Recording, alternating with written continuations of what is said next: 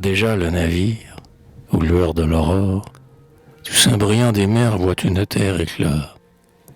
Terre dans l'océan, avec un triste orgueil, semble encore murmurer le nom sur chaque écueil, et dont le souvenir, planant sur ses rivages, se répand sur les flots comme un parfum des âges. C'est la Grèce. Ce nom a cet auguste aspect, l'esprit anéanti de pitié, de respect, contemplant du destin le déclin et la cime, de la gloire au néant mesurer l'abîme. Par les pas des tyrans, ses bords sont profanés, ses temples sont détruits, ses peuples enchaînés. Et sur l'autel du Christ, brisé par la conquête, l'Ottoman fait baiser le turban du prophète. Mais, à travers ce deuil, le regard enchanté reconnaît en pleurant son antique beauté.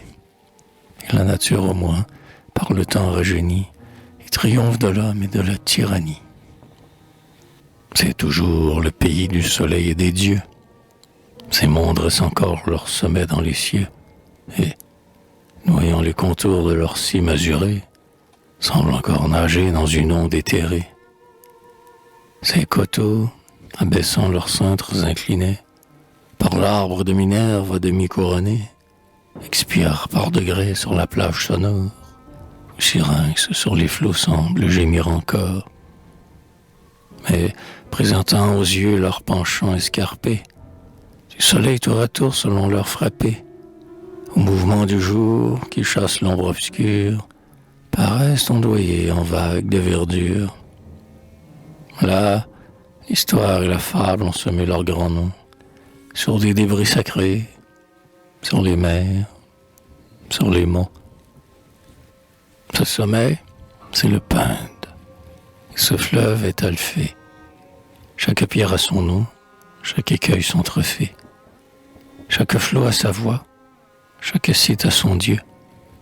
Une ombre du passé plane sur chaque lieu. Ces marais sont le Styx, ce gouffre est la Chimère, et, touchés par les pieds de la muse d'Homère, ces bords où sont écrits 20 siècles éclatants, retentissant encore des pas lointains du temps, un poème scellé par la gloire et les âges, semble, à chaque pas, dérouler d'autres pages. Le regard que l'esprit ne peut plus rappeler, avec ses souvenirs cherche à les repeupler, et, frappé tour à tour de son deuil, ses charmes brillent de leur éclat ou pleurent de leurs larmes. Tel, si, pendant le cours d'un songe dont l'erreur lui rappelle des traits consacrés dans son cœur, un fils, le sein gonflé d'une tendresse amère, dans un brillant lointain voit l'ombre de sa mère. Dévorant du regard ce fantôme chéri, il contemple, en pleurant, ce sein qui l'a nourri, ses bras qui l'ont porté, ses yeux dans la lumière, fut le premier flambeau qui guida sa paupière, ses lèvres dans l'accent, qui doit répéter, dicta les premiers sons qu'il tenta d'imiter. Ce front que ses baisers dérobent un voile sombre, et, lui tendant les bras, il n'embrasse qu'une ombre.